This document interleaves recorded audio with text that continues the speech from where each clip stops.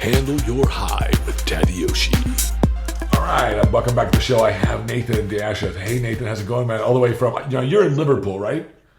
Yeah, Liverpool. Okay, cool. Last time you and I saw each other, it was in Kuwait at the Kuwait Classic 2 years ago. Yeah. And we were talking, you had mentioned to me that you might be moving to the States, but then you had some business stuff going on where you're at. And so I think that it sounds like that sort of. Yeah, that's where it was at. I tried living in Matt last year, and then the business opportunity came across of my own gym. So I took that by the horns, grabbed it, and we are here today. Okay, that's your Prophecy performance. Yeah, performance. Tell me a little bit about that. I saw that on. I saw the website for it. You log into it and such. And tell me what it's about. It looks kind of cool. We basically want not a hardcore bodybuilding gym per se, but we wanted an ethos to where we want a facility where people who are serious about training can train. Okay. I'm not worried about people overlooking them because the bigger guys now get looked upon from the smaller guys. And they get frowned upon, So we're looking for a place where everyone feels at welcome, everyone feels at home. You can do your thing and you can get off, with a good atmosphere, a good environment, and top quality machines. That's all we're about, and helping people improve themselves and be better for themselves. Right. Oh, that's cool. So you focus. So it's for anybody and everybody. Is it? Yeah. Everyone really. We don't have competitive athletes. We have several, which are high end. But we have the first time gym goer who, when they first come, they're quite worried because it's my gym. They think it's a bodybuilding gym. So we say, look, it's not a bodybuilding gym. It's just a gym, where you want to train. That's why we don't have all this graffiti on the walls and all this hardcore look stuff because that's something we want to stay away from. We're a 21st century gym. We want it clean, we want it presentable. And just because it hasn't got graffiti on there doesn't mean it's hardcore. You make it hardcore, you train hardcore. The machines, the high machines you have, that'll incorporate to making it hardcore, not just the graffiti on the walls and the dirty toilets, Right. Is it? Did you model it after the kind? I assume that you modeled after the kind of facility that you wanted to train in. Yeah, I modeled it, slightly off the facility where I was training with Matt in Tennessee. Also modeled it off Oxygen, Okay, yeah. On a smaller scale. But I also picked the machines that I need personally, So we have a lot of leg emphasis and a lot of back emphasis there. So we don't have too much arm stuff because you can do arms with anything really. But my arm's quite big, so I'm fortunate in that aspect. But I modeled it off them and seeing what they have, and how they laid it out. That's what I kind of, relate to myself. Whoops. I know that we're. Sorry. Oh, that's okay. I know that we're like a week out from the British Grand Prix, and you're competing in that. And good luck, by the way. I know you'll do well. Thank you. I've seen some pictures. You look amazing. So when you're, this is my opinion. When you're spot on target in shape. You're very difficult to stand next to and beat. So good luck. I hope you do well. Thank you, I'm sure you will. I hope I see you at the Olympia. I'm sure I will. Right? Yeah, I hope so, man. That's the end goal. Just getting to the Olympia and hopefully getting that first call out. What was that? What was this last year like for you? Because I haven't really seen you compete much this last year. But what was this last year like for you rolling into this show? Into this show or into last year's Olympia? Right. Into this British fan, into the British, you mean? Yes, into the British, yeah. It was good. We done a longer diet than I normally do. I normally do a 6 to 8 week diet for any show. But I said to Matt, look, I wanna get down. I wanna be, shredded as fuck. I wanna be a black version of Dorian Yates. There you go. Black guys don't go. We're always round. We barely go soft, So I said to Matt, I'm not scared to hurt, I'm not scared to suffer. I just want to be able to get down and nasty. So Matt said, okay, well we'll do a longer prep, and that way then we'll be able to refeed you, and do high carb days, but also get you in the shape that you're after. So that was the plan. And And to be honest, he's executed it very well. I'm a lot drier than I was in Olympia, even though I believe I was dry at Olympia. I'm bigger. I'm sitting around 250 as of now. I'm just trying to hold that weight. The backs come up, the hamstrings are up, and I just want, the waist even come in more. I just want to get that hard, nasty look, that like granite look. That's what I want to achieve, and that's what I think bodybuilding's about. So, and with Matt being over here now, we're just pushing it slowly and slowly until next Thursday, and then we'll drop the hammer and pull a few little tricks out, and hopefully next Sunday you'll see a better package than Nathan, and hopefully get the W. I think you have a great shot at it. I don't know who's going to be there, but I think you do have. I know what you look like when you're close to your best and at your best, and you look real good. So thank you. But you have a quality about your physique that not a lot of people have. You really do. It's really wonderful, and you have that really nice small waist. A little bit high on the lats, but it doesn't seem to affect. I think presentation is a lot of what a lot of great bodybuilders have. Everybody's got something that they have to work around in their physique. Yeah, of course. And so you just have to learn how to present it. But. Yeah, I know. Yeah, I know. I've got a long torso and high lats, but that's the incision I was given. So I'll just work around that and work to my strengths, because when I hit that front lats spread, then you can't see the high incision. Right. It's only when I come up to the front double that it's noticeable. So if I can hide that shot and make that shot better for myself, make the lats slightly thicker, then it's all an illusion. You won't see the long torso as much, and that's been the goal this off season. Now you alluded to it. You took a longer prep for this show, and you'll do. I'm assuming you do the same for the Olympia, or you just kind of, or you just going to try to. So if we get the W, we'll come off, not off the diet. We'll hit a smaller rebound. Mm-hmm. We'll try and hit that rebound perfectly so we can come into the Olympia approximately 4 to 5 pounds heavier. So if you hit that rebound perfect, then you can come in a lot bigger, because if you're already in shape and you're eating clean, you physically can't go fat. So Matt's got a plan together as we speak. We're ready to basically just hit that plan and work towards that end goal, and like I said before, hopefully get that first quote. So do you feel like you're on target to do exactly what you guys have planned to do? Yeah, I believe so. Okay. I believe this package we bring on a week today will be the best package, Nathan, that's been on stage, and then again, hopefully we can improve on that at the Olympia. Come with an even better package, because it's all about progression, and it's about change. So if we can improve on ourselves at every show, then that's a win-win. What everyone else does is down to them. All we can justify and work on is what we can do. Right.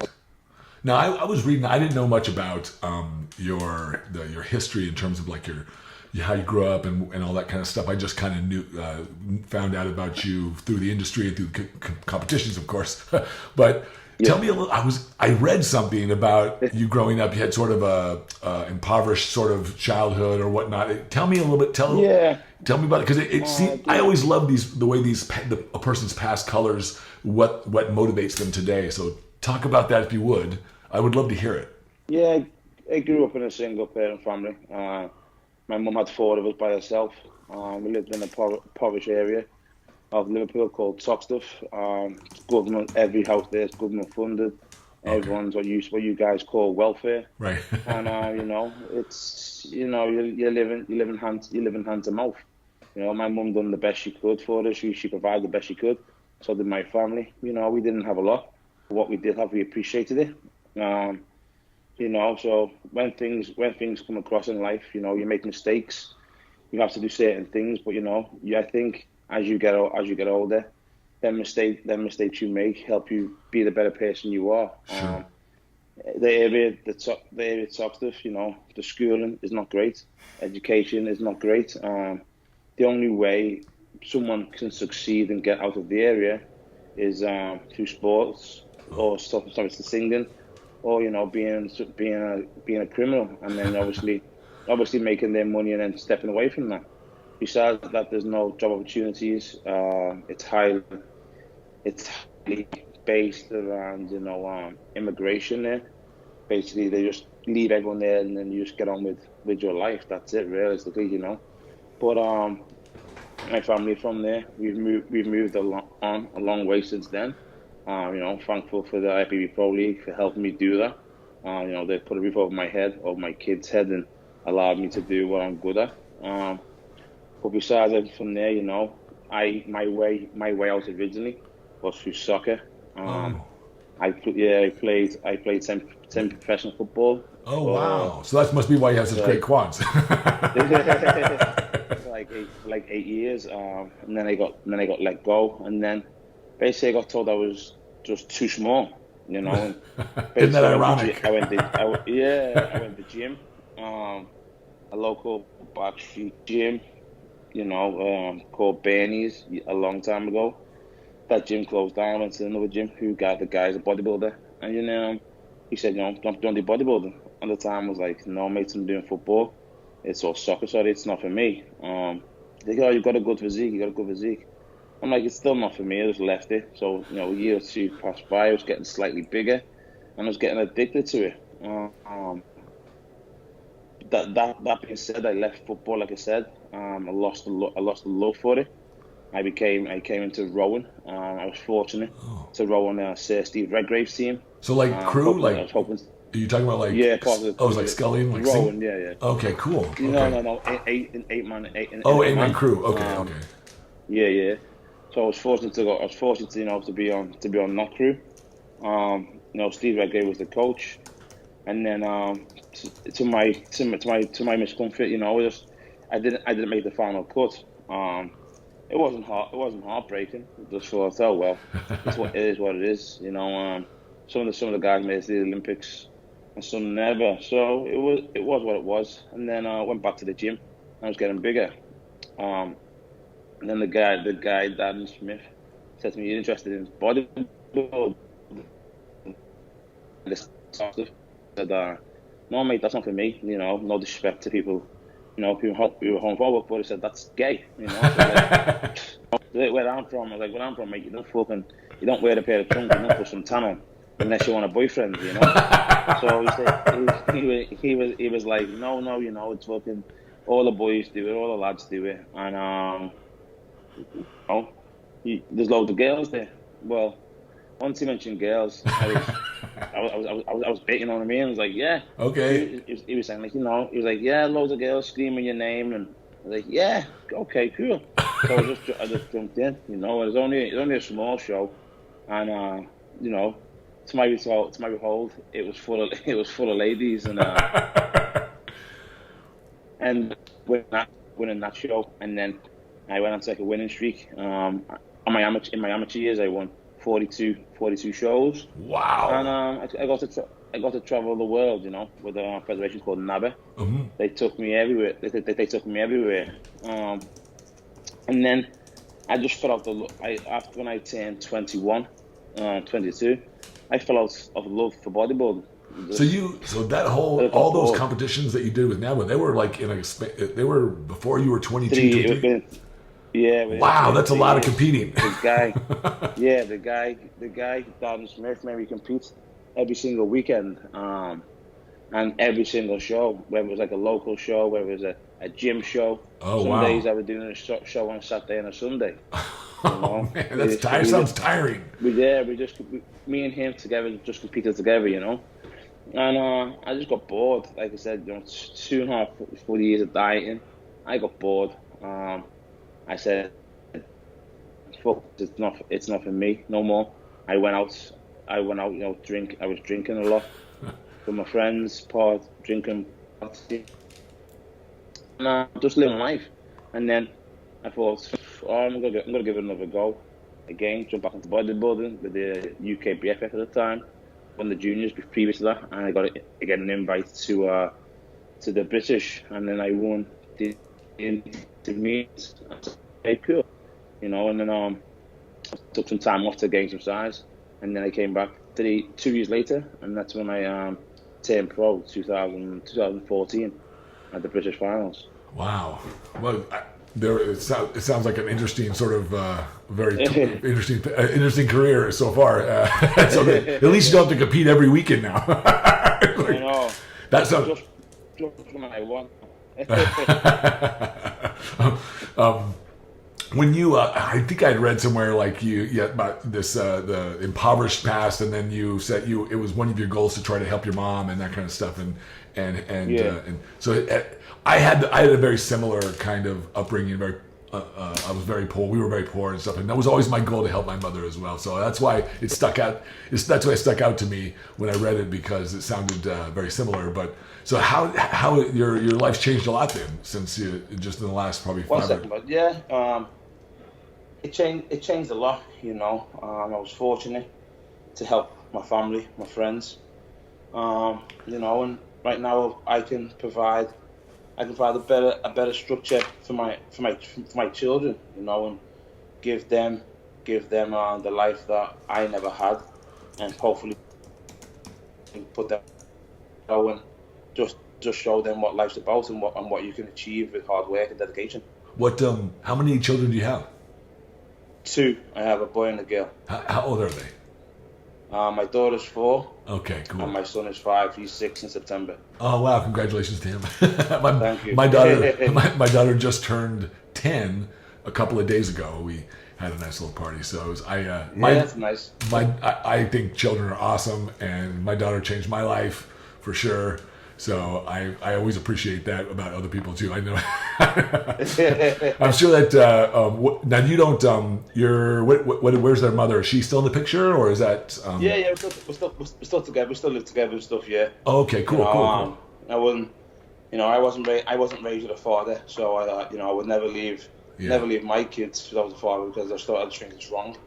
You know, if you're big enough, if you're grown up enough to have children, look after yourself. Don't put on someone else. You know, and I think it takes a real man to stand up and to look after the kids, I believe. I believe the same thing. I didn't have a father either. In fact, I'd never even met my father. I am the same. Yeah. So when I had a daughter, I said, "Hey, look," and I even, as a matter of fact, ironically, you say that because I had this conversation with my daughter, because we were talking about the birds and the bees, and I wanted her to know, like, hey, look, the reason why you want to be selective is because it's a responsibility. If some baby comes out of your union with somebody, then each person has a responsibility to take care of that child, because they depend on you. They can't do it themselves.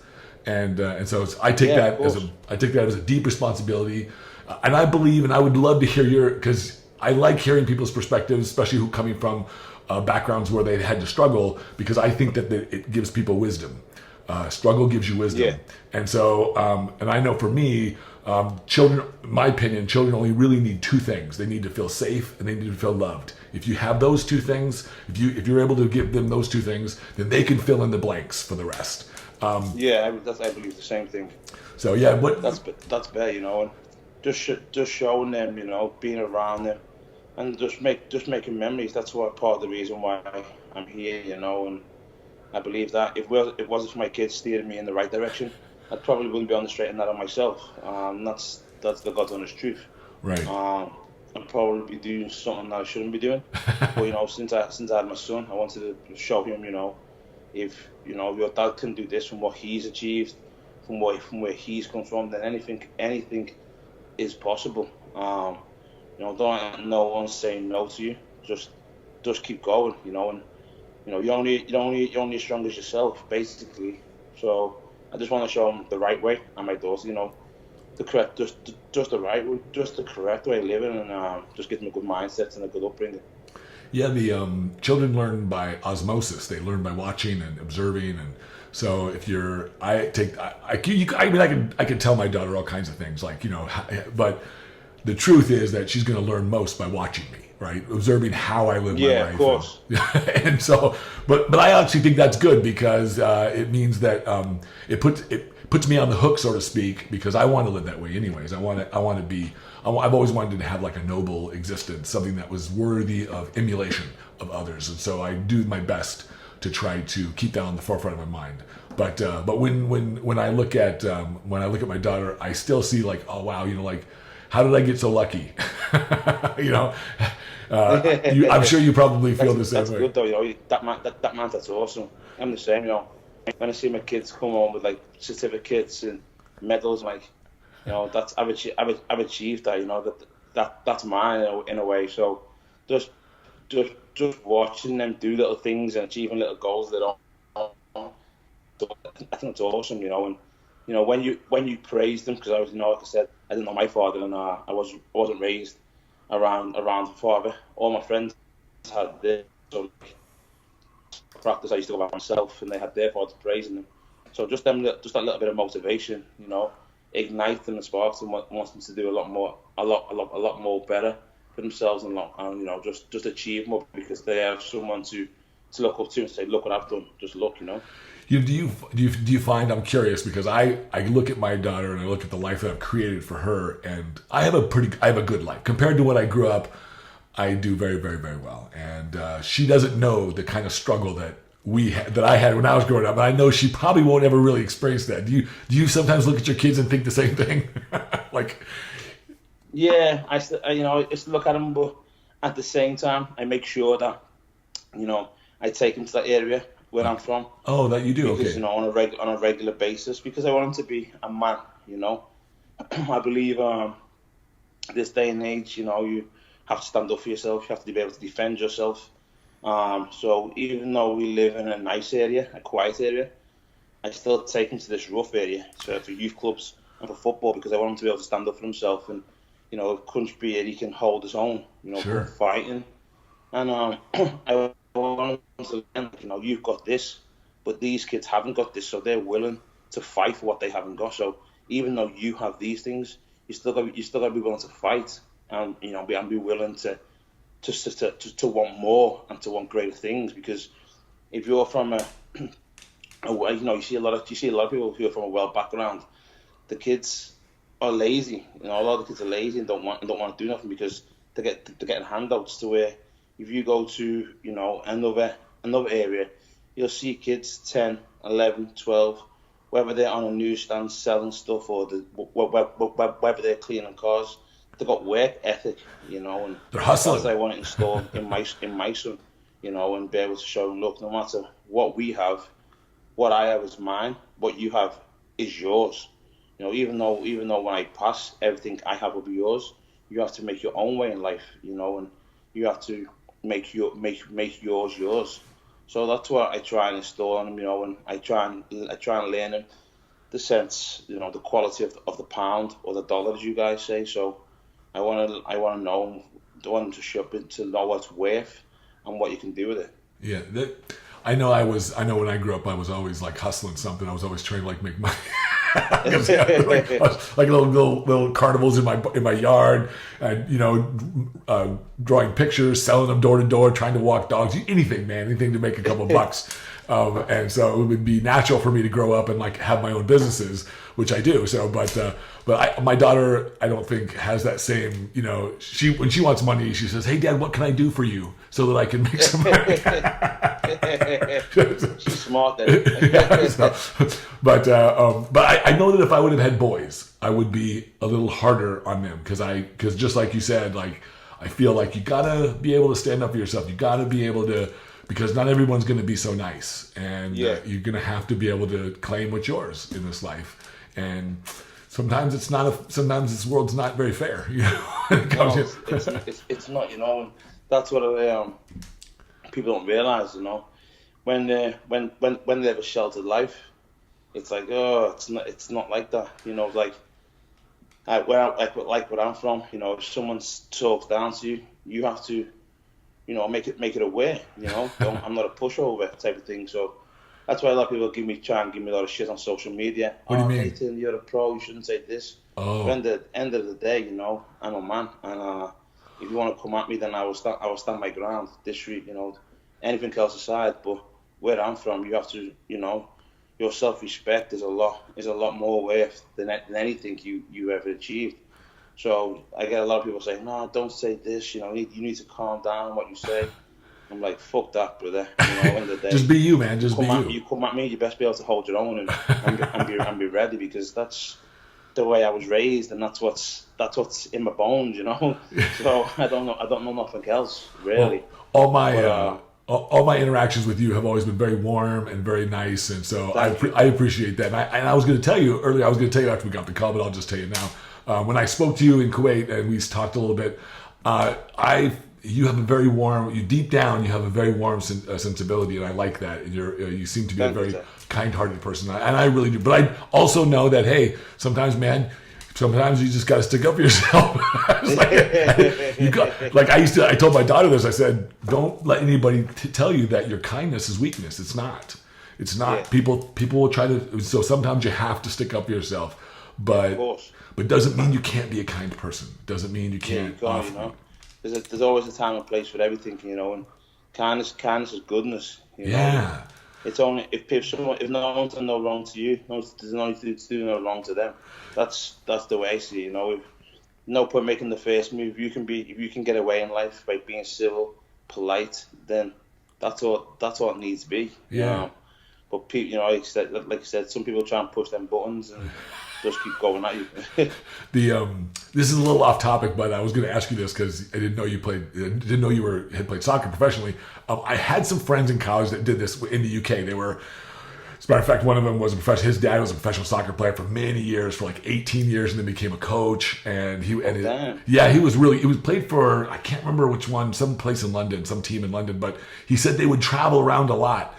And when they traveled around, he said after the games, they would go into the bar, the pub, and they would get into fights. He was part of the 80s and 19s generation. Yeah. Back then, you literally used to play soccer, have your match on like a Friday, or Saturday or Sunday, and then just go to the pub, just drink a shitload of beer, and eat a ton of fish and chips, basically. He said that they would. He said there was so. What surprised me was he'd tell me about. Yeah, they would go to the pub after the games, and then him and his buddies they'd be drinking, and then they would always run into other players from the other team, or the local town that they played. They would realize who they were, and then they would get into fights. It would always go off. You know, it always used to kick off. Yeah. You know, like in Liverpool, we have two teams, and every time it's like we call it Derby Day. So.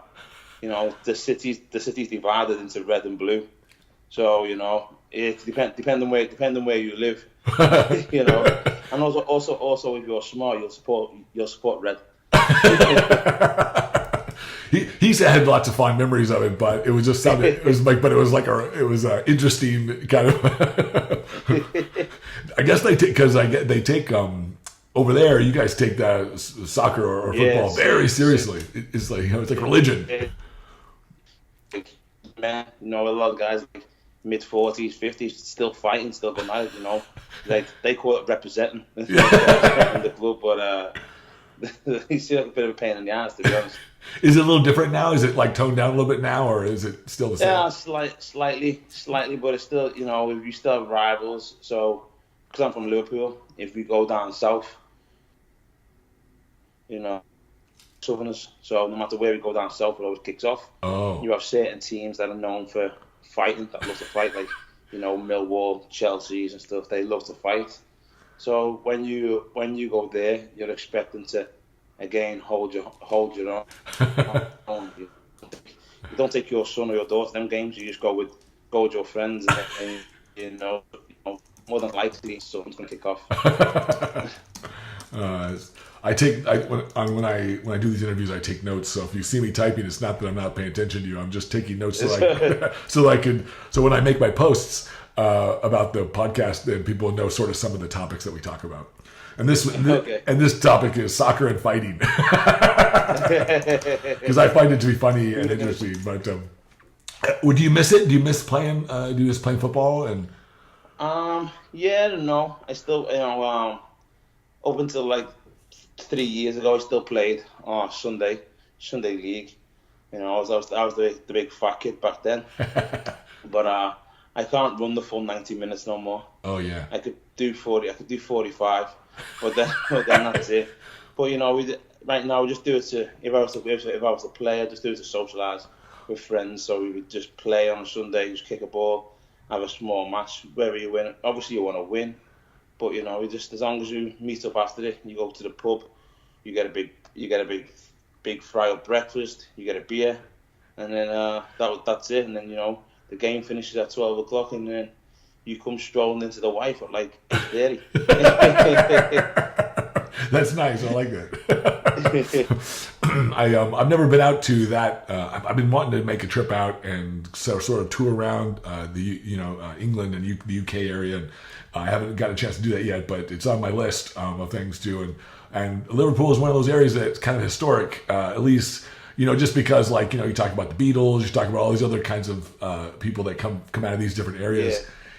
But I didn't really, hearing it from your perspective paints an interesting picture and a different picture than before. Yeah.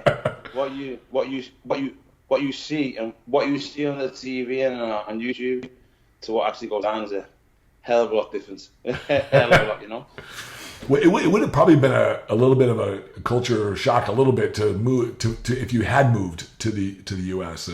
and been in Florida or no. I think you would have moved somewhere to the south, because I don't like to live life fast. I want to be able to cherish things, and I believe in like the big major cities, everyone's rushing life. Yeah. It's like down London, everyone's rushing. Your life's over in an instant. But these people just are rushing every single day, and I don't like that.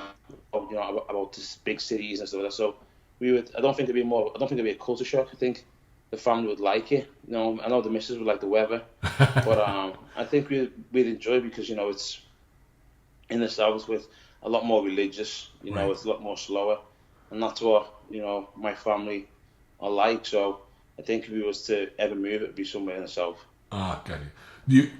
You're sounds like you have some good roots where you're at, and you like it there. You like your life there. Yeah, I like it. My whole family's here, and it'd take a lot for us to up and leave. When we think about it, it was selfish on our behalf. As of late, we've lost a couple of family members, so that hits home. Yeah, and it makes you realize if you you'd miss that, and them last moments you'd miss that. So, that being said, I think if we was to ever move, it'd be later on in life when bodybuilding is over, and we just want to go old and just settle down and just relax. Yeah, it's kind of funny you mentioned that, like losing people and stuff. In the last couple of years, our industry, as well as in my own life, I've had some people that have passed away, which is it's kind of a surreal thing, to be honest, because I didn't. Yeah. I just turned 49, and I really haven't had a lot of death in my life in terms of like losing friends or loved ones and that kind of thing. But recently, in the last probably couple of years, I have, and then of course, Matt Porter just died kind of suddenly, which was a shock because I knew him. He was a very nice fella, as well as several other people in the industry over the last couple of years. Kind of gives you like a wake up call, like what, and it kind of it does put things in perspective. At least it did for me. Yeah, that's why I said, like it isn't worth rushing life, because it can be taken away in an instant. So you should cherish it, because one day you could be jolly as rain and be happy, and the next minute anything can happen. So I think if you just cherish every day you have, and you live it like it's your last, I think that's a good way to go. And because you never know when your time is your time, basically. Yeah, no, it's like we're no guarantees, right? There's no guarantees. Yeah, there's nothing. No expiry dates. That's right. So make them count. Do you now? I do think to help keep me in my moment, to help keep me in my life, very present in my life. I meditate every day, and I write. I journal. These are all for my own sense of self-awareness and my own, and it's added so much to my life. Do you do anything like that, or is? No, I don't meditate. No, I've tried yoga.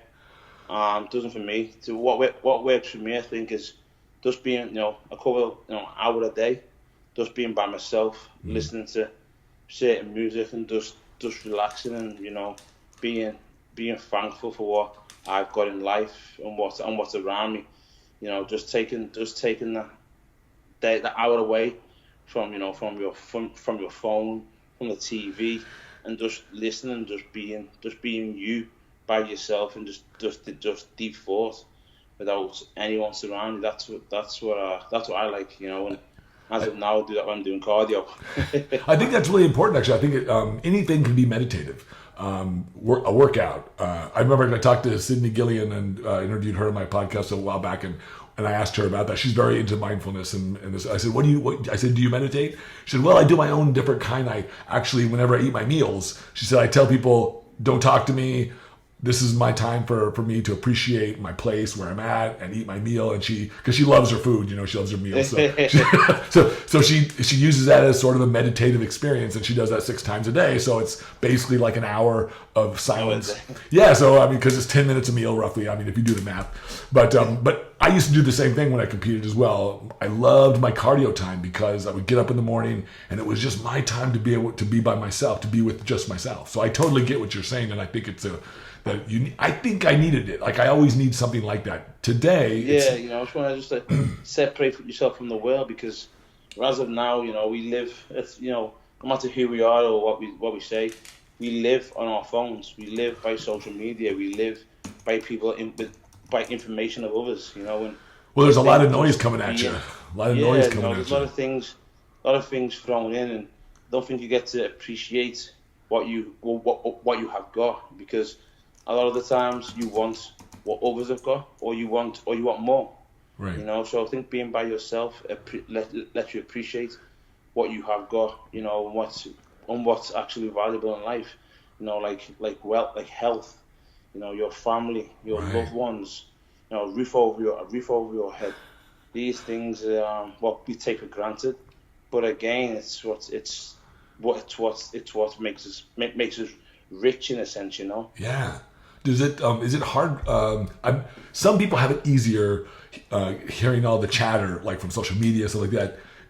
Because it must have been. Has that been a big change for you? Like, because you kind of came up real fast in the industry, and then all of a sudden you get a lot of attention. And so sometimes with that attention from fans and from people can come some negativity. No, I just like, people ask me all the time, like, because I own my own gym.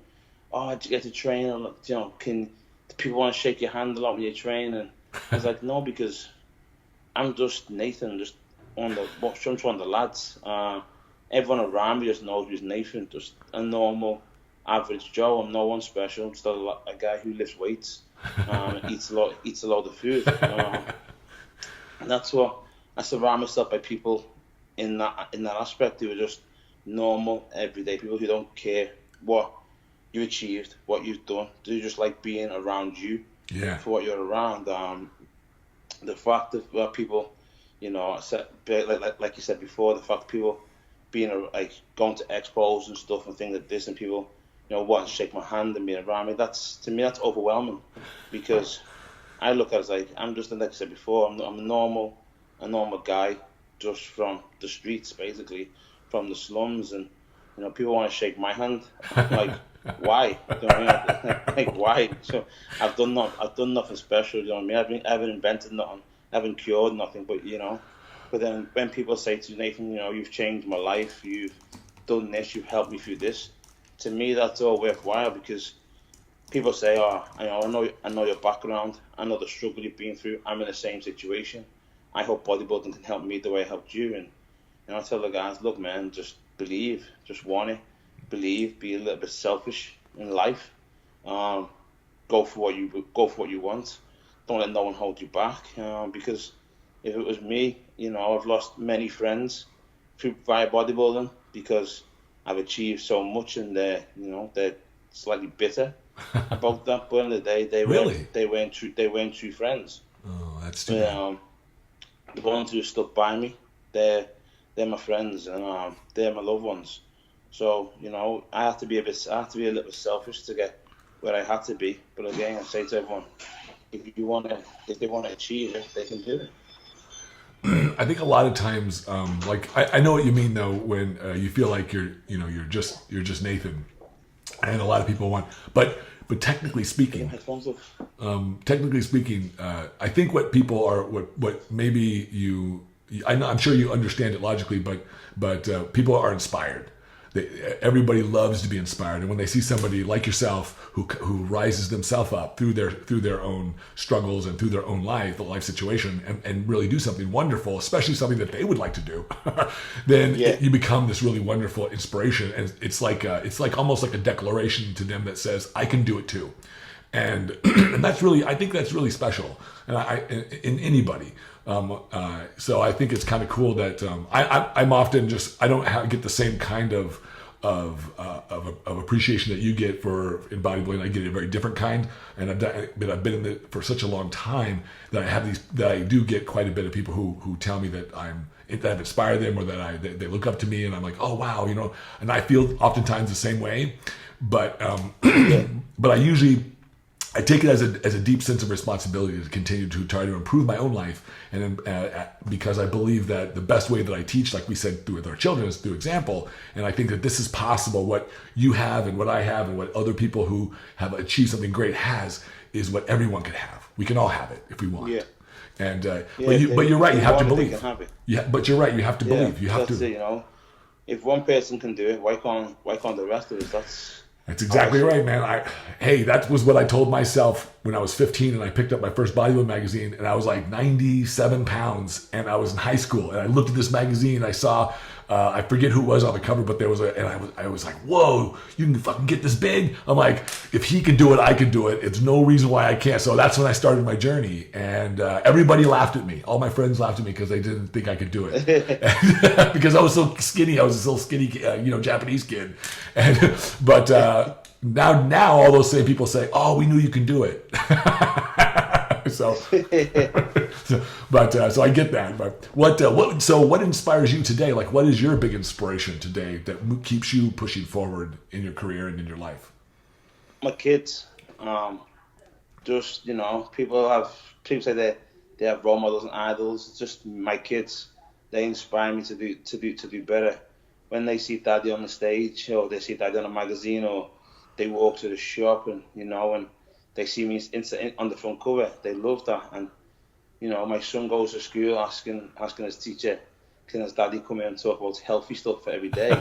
And my son being aware and proud of what his dad does, and knowing that I give everything for them, that's inspired. That's what pushes me to go to go above and beyond, basically. So I don't have no one to look up to. Just I watch my children, and I just want to do the best for them, and make them proud, and make them feel warm, welcome, and hopefully that their daddy will leave a small legacy in the world, and then they can show their children in later life, this is where we come from, this is what your granddad done, and that's it, right? That's all I want to do, and if I can do that, or I can do a small margin of that, then I believe I've succeeded in life and succeeded in my goal. I think you are. I think you're doing it, my friend. I really do. I really think you're doing it. We all have some. I really believe that we all have something special in us that. Chantal. And I think sometimes, I think that we, and that's something special that everybody has something that they can bring forth into this world that can be of value to others. So I know you're doing it. Yeah, that's what I believe. I believe you have to believe that. Get them headphones in there, please, look. I believe you have to believe that. Otherwise, why do it? Why do the things we do? Yeah, I mean, especially when you encounter hardships, when a person grows up because I know when I grew up in a very poor background like you did too, and you get different messages. You can get different messages about the world and about what's going on, and so. But for some reason, I was lucky that my mother told me something different. Told me that I could be what I wanted to be and I could do what I wanted to do. Did your mother tell you that? What helped you believe that you could go and just do whatever you wanted and become because you obviously had the tenacity to play these different sports. Anybody who plays professional sports in any capacity has to believe in themselves. They have to have a certain degree of fortitude to be able to be successful in that. So was it your mom? Was it something else that gave you that confidence or gave you that message? Yeah, my mom always, drove into us, you can achieve whatever you want in life. no matter where you come from, you want it, go and get it. Don't let no one stop you, no one get in your way. She said to me, whatever you want in life, son, just go and get it. The only, I'll stand by you every step of the way. The only thing, you don't hurt children, and you don't hurt women. She went, everything else in life, I will stand by you. So if you want, son, go and get it. And she pushed me all the way, whether I was in soccer, whether I was in bodybuilding. She's saying, just keep going. Many times when I've been, so close to giving up bodybuilding, and looking to basically just turn it in and call it a day. She said, no, just keep at it. It'll come. Sometimes you feel like you're fighting a hopeless battle, but sometimes the words of your mother, always spark a fire. So I believe if it wasn't for her telling me to go and get it, then I wouldn't. What is it that when you look back, or even look in your life today, what is it that you most is the biggest challenge for you? Like when you say, "Oh, this is my challenge. This is the thing that gets me either down the most or that challenges me the most." What is it for you? I believe the thing that challenged me the most was disconnecting myself from my old life, from my friends, who don't we don't associate in the same worlds no more, basically. So they do what they do, and I do what I do. So then people who grew up with me through thick and thin, I still associate myself in a certain way with them, but I back off to an extent. I think that's a bit of a drive, and that hurts now and then, because even though we grew up together, we're not in the same worlds no more. Right. We want different things out of life. They're chasing something else, and I'm chasing for the legacy. Yeah. So that's a drive. Just staying away, and being true to myself, because it's hard. Like I said before, I grew up with them people all my life, and just to distance yourself, because people seem to think if you associate yourself in one circle, you're part of that circle. When that being said is totally wrong. But people believe what they want to believe. So you have to just paint that picture, basically, to say, I'm done, finished. I do my own thing. Yeah, it can be hard escaping. I shouldn't say escaping, but it's hard to sort of get beyond, to grow out of your past sometimes, or your past friendships, or your past situations. And sometimes people can be offended. Yeah. It's like instead of just being happy for you. it's like, tell me about it. And I get it. I totally get it.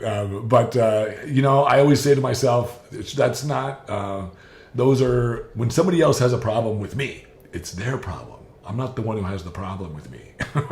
It's like that's yours. It's like, you need to work that out yourself. Don't bring me into the picture. Okay. That's true, though. Yeah. I mean, we all work through our own stuff in this life, and everybody. That's the reason why. By the way, that's the reason why I called my podcast "Handle Your High," because I believe that in life we all need to handle our own high. We all need to handle our own emotions in our own lives. And I can request others to add value, but I can't mandate it and make it a necessity. I can't ask you to be different so that I can like you. I have to accept you for who you are. And I believe that's the most honest way that I could be. And so that's why I called my show that, because I approach everybody in this manner. I don't care who. Good though. Yeah, it's freeing. It's liberating. It allows me to love everybody indiscriminately, even if they hold a different point of view than me. I don't have to like their point of view. Of course. But I can like them, and I can separate myself from that. And I try to teach my daughter that. It creates a lot less stress in my life. But I bet so. Yeah, and it's but also I think that we're all here to it's my job and my responsibility to make my life good. It's not yours to make mine good.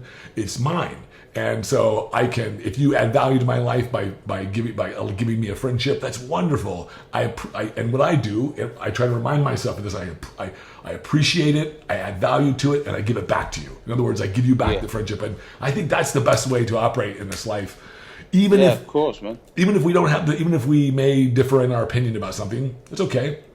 As long as it's working for you. I figure if it's working for you, fucking go for it.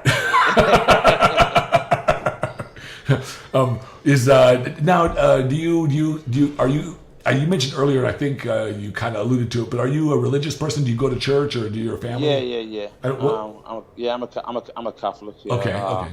Years ago, when I was younger, I used to be altar servant at the local church. Yeah. I used to practice that religiously for a lot of the time. Now I'm not as religious. I still have all the same beliefs. What was dug into me as a young child. I'll put them into my kids. I might practice every day. Because I'm not ideal, I'm not perfect, but my kids will practice the same thing and what I believe in. That's the way. It's good to have some faith in life, and I believe that there's a greater being up there. That's just my belief. Maybe everyone's different, but as long as if my children feel that and feel someone's watching over them, then I like that. I like that feeling. I have a very strong spiritual perspective. It's not really.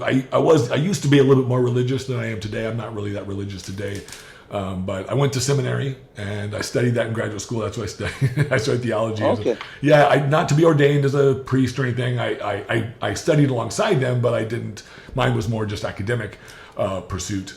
But here's what I felt. I felt at the time that being a priest or being somebody who was ordained was too big of a responsibility for me. I didn't want that responsibility. I'm like, I was like, But at least you were honest with yourself on that aspect, Yeah, I took it very seriously. I still do today. I take because your belief defines your who you are, what you think is possible for you, and it gives you and infuses a quality of life in your experience.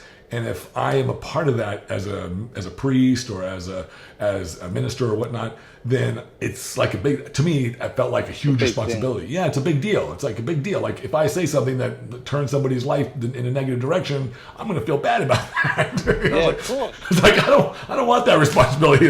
Yeah, no way. But these days, I figured the best brand of me to being able to help others is just to live the most loving, understanding, and kind life that I can. And I think that sort of has a trickle effect. Like that's the best way to minister, I think, is just to be a good person. If we can all think of that, I think the world will be a greater place on that aspect, And if everyone has a bit of belief, and we all, that's that then, because no matter what religion you are, it's all good. Yeah. We all have, every religion has goodness inside of it. So if we can all live by that in the slightest way, the world will be a better place. Yeah, absolutely. And I think we're living in a pretty good time. I think there's a lot of stuff that's going on. But we're so aware now because of the internet, because of how accessible we are to information. Yeah. We're so aware of all the bad stuff that you can sometimes almost believe that there's all this bad stuff, that the world's going to hell in a handbasket, so to speak. But in reality, if you look at what's really going on right now, there's so much good stuff. And in the human history, where there's less poverty, there's less hunger, there's less disease, there's so much good stuff going on. There's a lot of other junk too, but I mean, but there's less of some of these other things as well. So we do live in a really good time, and I think that the world is changing, and it's because of people like you and I and other people who express these same sentiments and ideas. Are able to be vocal about it, and that's what makes, I think, podcasts and the internet and social media so wonderful, is that we can share that piece of it. Outreach is a lot deeper, I think, with social media now. The outreach to worlds that we would never dream of. Right. And that's what it's about. If you can, this podcast might reach someone else, in Mumbai. Right. It may even influence them and may change their life. So, the outreach is huge on all aspects. So, if we can, if we can shed a bit of goodness and a bit of light in every bit of content we do, then, again, it's going to come around a lot better, it'll come around in handfuls. Yeah, I've always believed that the most powerful tool that we have is our ideas.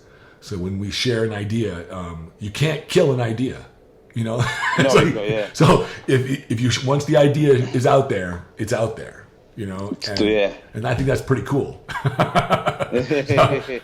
So I'm all about that. But so after, are you getting back to bodybuilding? Are you doing the British Grand Prix? Let's say that regardless of if everything goes according to plan or not, are you just gonna lock it down for the Olympia? I'm thinking about doing Vancouver. Okay. Yeah. I remember the lady who runs it. I went to Vancouver 2 years ago, and I remember she said to me, I forgot her name. I do apologize.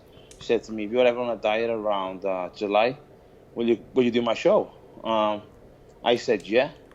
I don't think she remembers me saying that. But, I'm a man of my word. Good for you. I'm on a diet around July, so I'll fly to Vancouver and do Vancouver, let alone the outcome. Also as well, because I may have fans in Vancouver who want to see me, and if these fans can't travel to the UK, right, if they can't travel to Olympia, see me in Vegas, then I'm looking to have a platform and sponsors like Muscle Meds and Jed North to fly me around the world and compete. Right. So I think if you're a bodybuilder, you should get out there. If you're in shape, and you should compete. Don't do it for the paycheck, or don't just do it for the fame. Do it for the fans, because people aren't as lucky as you and I or someone else to travel the world and see things. And at the same time, you get a lot of respect from it, because people know you've dieted a little bit longer to come out there to see them, and to put on a performance for them. So if I'm ever in shape, I always try and do more than one show, because Chris Cormier always said to me all the time, "Nathan, if you're a bodybuilder, compete. Don't just do this. Don't just do this one show malarkey.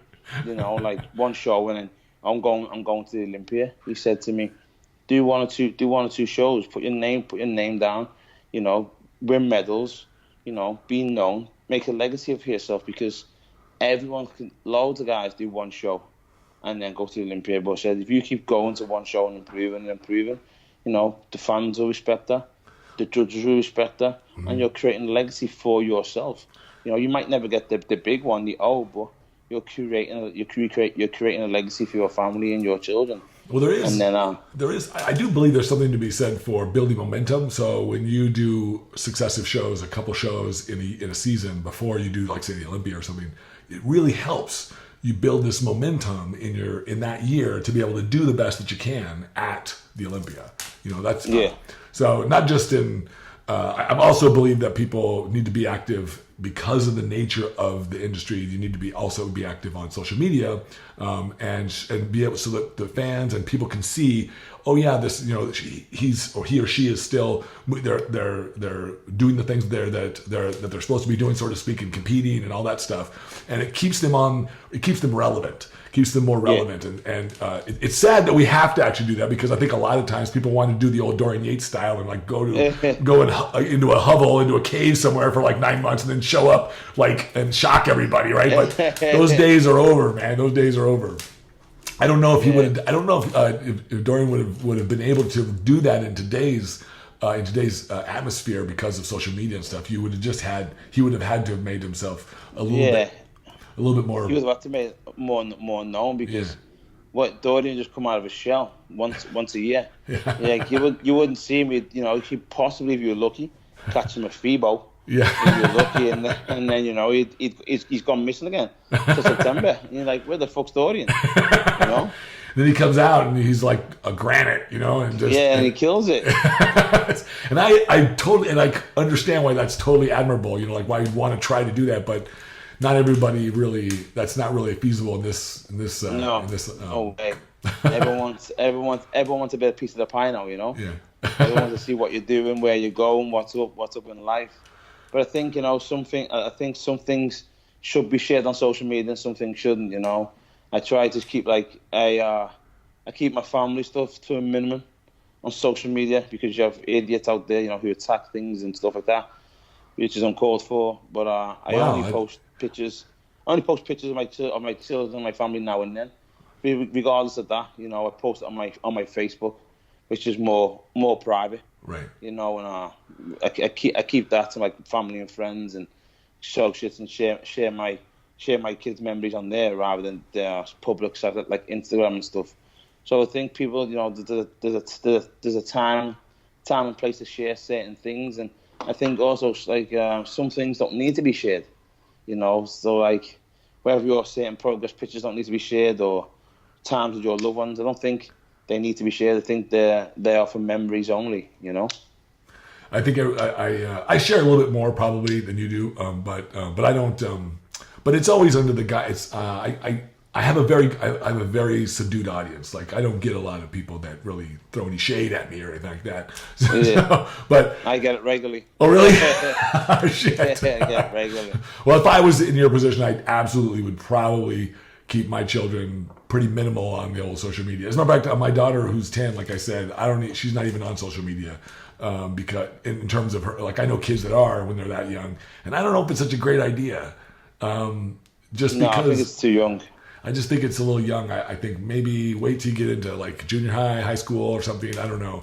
But it deserves a conversation, because one of the interesting things, and you know this because you get the butt end of it and the good end of it, and that everybody's got an opinion and they're willing to like share it with you and share it with the world. And some of those opinions are worthy of reading, and some of them aren't. Some of them you just got to swipe right and delete. But it's people. I think people sometimes have too much time on their hands, because I don't know why they have so many fake accounts that follow you, and then they literally slag you off.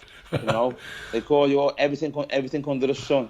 Then you click on their page, they have like no followers, no images, nothing. What the, like, you just sat there to make an Instagram to call me a bellend.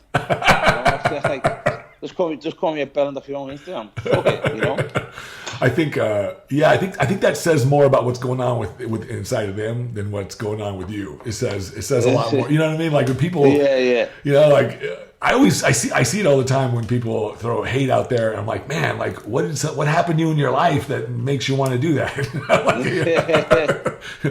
Because it's just I look for excuses to compliment people, to appreciate the thing, my friends or people out there. I look for reasons to do that, because I believe that the habits of our thoughts really essentially color our life. Like that's how I make my life good, is by duplicating. If people want a happy life, well, you got to create happy memories, happy things in your life. So that's how I do it, and it works beautifully. But if I did the opposite, I wouldn't be creating a nightmare. Yeah, I'd be like, I'd probably be a miserable person. Like, I mean, don't get me wrong. If I think hard enough, I can criticize a lot of shit out there. But it's not worth my energy or my time. Yeah, it's not worth it. Negative energy is not worth it. Not worth it. If you have positive vibes, it's a lot better. Now, before we close up this podcast, what's some of the exciting stuff that's going on outside of the training, outside of all that stuff? What's some of the exciting stuff that you have going on this next year in business or in any other areas? Do you have something? Exciting stuff. Just looking to hopefully expand the Props Performance Center. Oh, okay. Make it into a small franchise. Oh, cool. Maybe coming to the States, or like is it going to stay in Europe? It's in Europe, maybe in Europe. Hopefully into the next city from me, called Manchester. Okay, hopefully cool. open one there, and then one further up north in Scotland. If I can do that, and I'll be happy. And basically just try and build my own little small baby empire. And just do what I enjoy, because as of now I enjoy being a gym owner. I enjoy being a boss. So I'm going to answer to no one besides myself. That's good. And I also enjoy giving people what they want, and offering them a service that other people don't offer them. So I'm really happy. Me and the family in a good place. Besides that, man, just basically just enjoying being home with my son, watching him play soccer on a weekend, and watching him improve, and watching my daughter gymnastics. She's in all, gymnastics. Oh, that's cool. Yeah, that's what that's all that drives me right now is watching my kids progress in what they think is fun and happy and good. So, as long as they've got a smile on their face, then I've got a smile on my face. That's good, man. So my daughter does dance and all that stuff too. I love watching that stuff. I didn't think I would. But you learn a lot. yeah, it's pretty awesome. You guys now are they gonna all come with you if you go to the Olympia? Do they come? Yeah, they come almost every year at the Olympia. But this year my youngest she starts school. And I think education is the key. So we don't want to pull her out of school for a week and miss, just hold the Olympia, because I just don't see the point. A week of education is a lot more important than come to see their dad on stage. They can FaceTime us.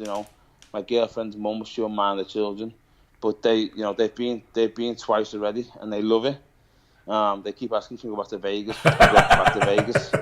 My boy loves the girls in the bikinis. Of course. And my girl loves the girls dancing. So like it's to them that they're in heaven, But I said to them, when you're older, you can go to more and more shows. But right now, if your school's not up to standard, then you can't go. So I think now they're working extra hard, hoping that they'll go, but in hindsight, they ain't. That's good though. You gotta have it. Just blackmail them. Was school important to you when you were growing up? Did you put a focus on it, or was it something that was a little? Yeah. I was good at certain things, mainly things with my hands. I'm good at, but when I was younger, I didn't really see the need for it. Oh right. I was just a lot of mischief when I was younger. So, my mum would take me to school. I would walk into school and then I would just go round the back, climb over the wall, and just hang around on the street, at like 10, 11 in the morning, just do things I shouldn't do. So I didn't put an emphasis on school, not until I was older and I realised how important education was. Until I was looking for an actual job, and I realised it's not going to happen because I have no qualifications. So from there, I went to college, and then I went to university. What did you study? Sports science. Oh, okay, cool. Okay. Yeah, I got a sports science degree, and then only until then I realised, education is the key, and so from now I make sure I drive into my kids and my partner does that. Education, do your reading, do your writing, and then you can have the luxuries in life, whether that's going out in the back garden playing soccer, whether that's having a cookie. You have to try and persuade kids nowadays to do things rather than just do it. You have to just bribe them. There was a funny little. I read this or I watched this documentary on. They were talking about behaviors, and I'm a student of behavior. I like it. I think it's interesting, and why we do the things that we do. And they did this. It's like the test on the success of children, like what makes some children succeed in life and others not. And they said it boils down to this simple test called the marshmallow test. And they said that they almost could guarantee the success, that they would offer children a marshmallow and say, hey, look, I'll give you this marshmallow, because all kids like marshmallows. Yeah. And they said, I'll give you a marshmallow, but if you'll wait an hour, I'll give you 2. What would you like? And some of the children, they want the marshmallow right now. They take it and they eat it. And the other children go, hey, wait a minute. If I wait an hour, I'll get 2. Okay, I'll wait an hour. And so some of the children that would wait, they said when they grew up, they had a much higher or success rate of being successful. And they said the reason why was because they were willing to make sacrifices for the things that they wanted. And so the children who wanted it right now were really going after this very instant gratification. And so they said, well, why are they choosing that choice? And they said that most of it had to do with their surroundings, their environment. If they grew up in inner cities where was impoverished, then resources, when they came around, you had to get them now. Otherwise, they're gone. And people, so that's what they learned. They learned that behavior, and so it's so the psychologist said, "Hey, look, we want to be able to teach children to be able to make sacrifice, that you will get things, that those resources won't go away. You can have more if you strategically sort of plan for your future or whatnot." So it's really interesting. So damn. It's really fascinating. That's good. Yeah, really fascinating. I don't know. I haven't done the test with my daughter, but I'm trying to teach her that we need to wait for things. Sometimes we need to plan. So. That's interesting, though. Yeah, it's fast. I find behavior really interesting just because I've worked with so many people over the years, and I'm always some people seem to be able to have the foresight to be able to plan and be able to make sacrifices to get what they want. Other people just can't. They cheat on their diet, or they do this, and it's really interesting. I don't hold it against anybody, but it does speak to what messages they're telling themselves about their world and about what's happening. And some people really, like, I was always able to make sacrifices. I was always. I mean, everybody hated to take me to the store to like shop for shit, because I was the guy that I wanted to take like 2 hours to make a choice, because I wanted to try to make sure that I spent my money. But not everybody's like that, and but it was just interesting to me. This behavior is interesting. Children are really wonderful in the sense that I've learned so much just by observing my daughter, and I'm probably sure you have too, observing your children. A hell of a lot. It's really, and it reminds me of that. What it tells me is that we children, I think, are born almost perfect, and we teach them to be something we teach them to be imperfect, so to speak. All the problems that we have as adults, we got taught. Dives on the kids. So I try to remind myself of that as I walk through my life with my daughter, and I remind myself that I'm just a steward. I'm her father. I'm her daddy, which is my favorite title that I've ever gotten. But I'm still just a steward. I'm just here to help, give her love and safety, and then she could fill in the rest. So, tell everybody when they can reach you if they want to reach you, and where your gym is. My gym is in Liverpool. A place called Speak in Liverpool. It's literally by the airport. You can reach me on Instagram. My Instagram is Nathan De Asha, or if you want to email me for guest spots or appearances, it's IFBB the prophecy at outlook.com. I always respond to any messages, no matter how big or how small, how minute or how important. I always reply. So, just if you need me, just hit me up. Nathan, I want to tell you thank you again for taking the time. I know you're like a week out from the British Grand Prix. It's okay. And I know you're tired. I watched one of your stories today, and you were like, I guess you were used to doing cardio. You were saying you were bored. I was bored. Matt had me doing cardio 7 days a week, and then we basically trying to hold the weight now. So he gave me a cheat meal last night. We came home, and there was he bought some Chick-fil-A cookies. So nice. The cheat meal didn't do much, but the cookies just bloated me. And then I basically fell asleep on the sofa. He couldn't wake me up, so he went to bed anyway, and woke up like 4:30 something like that. I'm like, shit, cardio, and then I thought, I'll wait till 6:30, and I'll go then, And then I got to 6:30, looked at my phone, said no cardio. Max said no cardio. I'm like, shit, what do I do? I've done cardio for the past 12, 14 weeks. What the hell do I do? And I sat there bewildered, and I thought to myself, if I just sneak out the house now and do cardio for 30 minutes, I'm sure he won't notice. And I'm like, should I do cardio? Don't do it. Should I trust in the process? I'm like, humming and hard, and I just thought, fuck it, I'll trust the process. So end up staying in, and Matt seen the story. He was like, "Was you gonna go to cardio?" I was like, "Yeah, but I stayed in." That's good though. Yeah, you gotta trust the process. Sometimes less is more. So tell me about it. It's hard. It's weird anyway. Yeah, it's worth it. Hang on after I stop the podcast. But thank you again, Nathan. I think you're a delightful person and really awesome. I really wish you the best of luck this next week. I know you're going to do good. I already know you, and also in Vancouver when you show up there. Awesome. So, Thank you for that. hey, thank you so much, my friend. And Thank you for having me on. I appreciate it. You know. Oh yeah, my pleasure, man. Really appreciate it. I've actually been wanting to have you on. I just hadn't gotten around to be able to reaching out to you, and I knew you're busy. So, but I also wanted to do it closer to this time, and I look forward to seeing you in person at the Olympia because I'm always there working it. So. Yeah, I'll be there. Yeah, of course you will. You better be. Touch wood. Well, thanks again, my friend. I appreciate it. Stay on the line here for just a quick sec. Handle your high with Tadayoshi.